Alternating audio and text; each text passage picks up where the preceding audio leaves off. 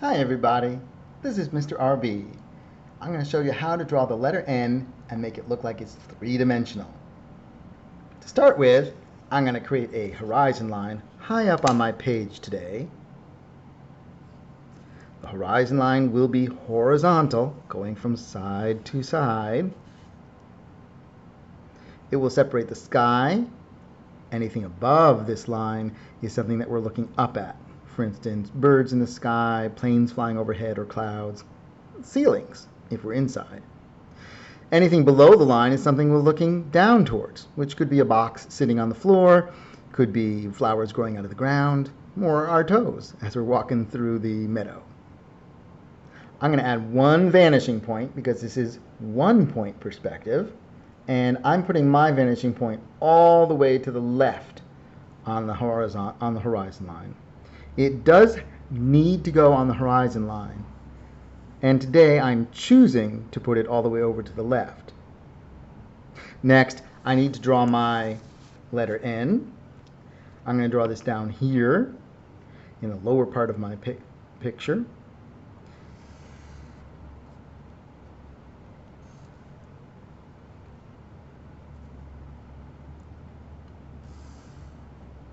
Notice that I'm making a straight vertical and then a diagonal. The diagonal does not come down as far as the vertical did. I want to leave some space for turning it into a bubble letter.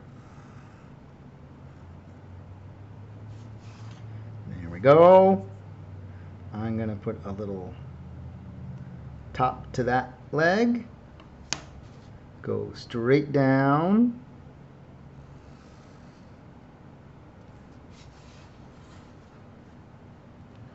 And I need to come in and in. And then I'm going to make a diagonal that's fairly parallel to that first diagonal. I'm just going to attach it to that bottom and go up. And now I just need a vertical up. How's my N looking? Has a little bit of an extra line, so I'll get rid of that. You can draw all sorts of ends. I'm keeping to an angular form. I think it's a little simpler for when I'm starting out with 1-point perspective or any perspective. So that's why I kept to the angular form. I could also make it flat roofed instead of this pointy roof. I could make it flat roofed. Let's see how that looks. Yeah, I kind of like that one better. I don't know. Maybe I'm just more used to it that way. Any one you want to draw will work. I will say keeping it a little simpler helps if you're new to drawing in perspective. And so that's why I'm trying to keep these sort of simple in their form. Simple yet sophisticated. All right, we're ready to make this look three-dimensional. And to do that, I'm going back and using my vanishing point. I'm going to be using that a lot.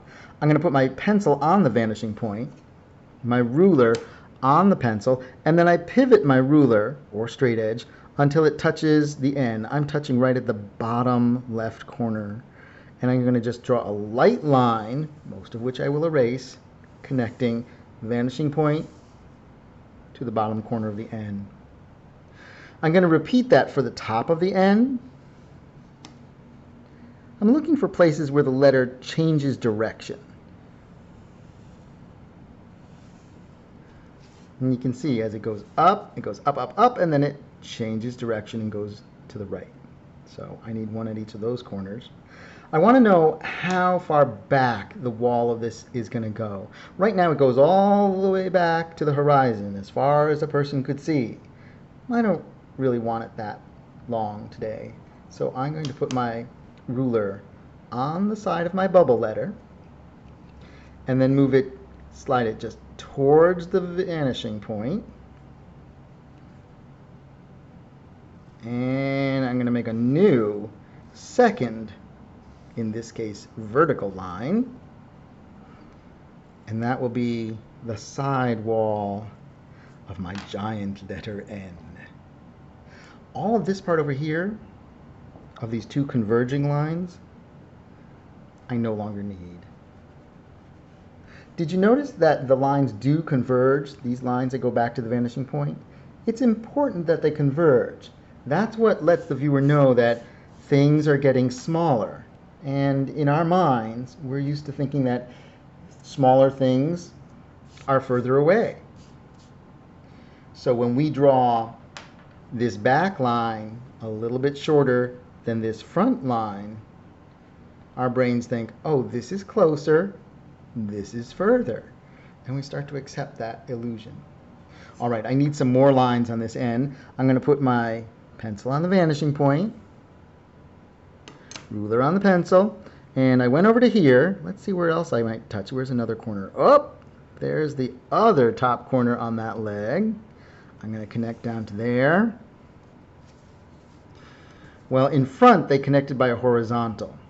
So I'm going to put my ruler on that horizontal and slide up, up, up, up, up till I get to that back corner, which I drew in.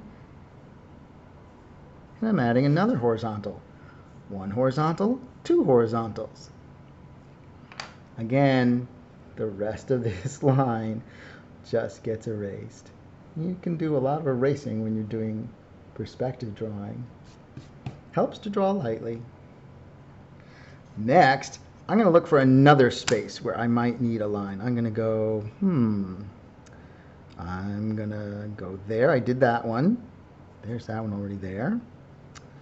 This one I don't need to put in because it would go through the letter, and so I don't see anything. Not unless I'm making it out of glass, and we're not doing that. Oop, there's another one over here, but wow, that would also go through the letter, and I won't see it. I'm going to think that my letter is opaque. I can't see through it. It's made of concrete or wood or metal, something you can't see through. All right, I'm now going over to the bottom of this little V shape, and that goes through the letter, so let's move on.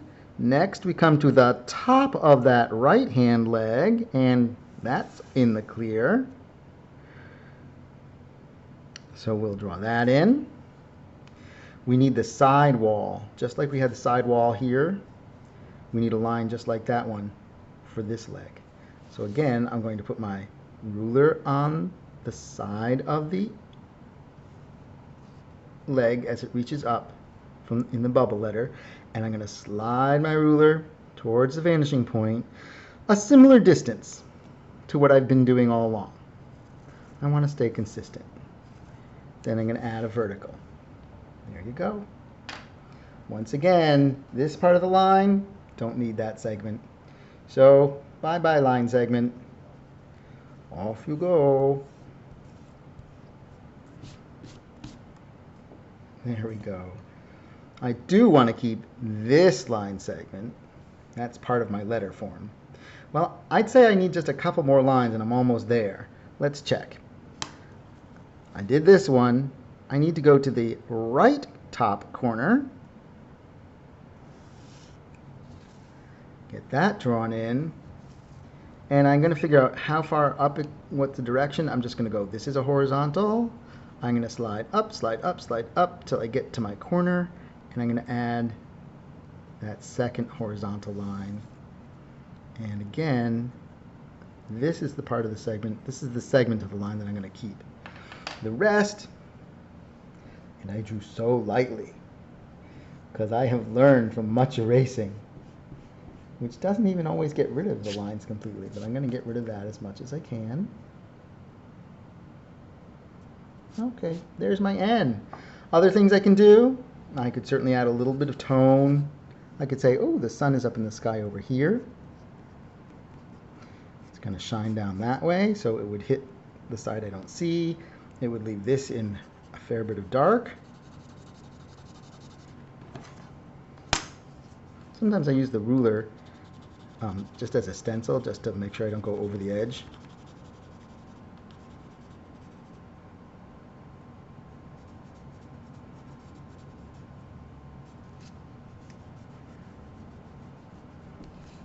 And now I'm using just pencil. You could use marker, colored pencil, watercolor. You could go over the lines with Sharpie, and then you don't have to worry about smudging or messing them up again. I will say that if you're going over with Sharpie or something, if you want very crisp straight lines, keep using your straight edge, even while you're doing the inking over it with a Sharpie or whatever you're using. If you want to sort of give it a more handmade, more relaxed look, then maybe you skip the straight edge on that last bit. I'm going to add a little tone here, just smudging some of the gray onto what was the original bubble letter, or the front of my three-dimensional form. The reason I'm doing that is I'm thinking that the sun is up here, it would shine down brightly on the top. That should be the whitest white. And I can't get whiter than the paper. So the only way I make this seem bright is by getting stuff around it to seem darker. The last thing, we haven't really talked about casting shadows, and we can use perspective to figure out exactly how long and what direction, and even to help us with what shape the shadows will be. But I'm just gonna add a little fake shadow, just enough to give a hint in a really quick, easy way. I'm just adding a little bit of tone. I'm using the side of the pencil because it's easier to smear and easier to erase. Even with my finger, it just smears around. Yes, if you don't like getting your finger messy, you could use a piece of Kleenex or a piece of paper, and that would work too. I can then adjust the shape a little bit if I need to. Ooh, trying not to wrinkle my paper. Well, not too bad for a quick end. No, not too bad at all for today.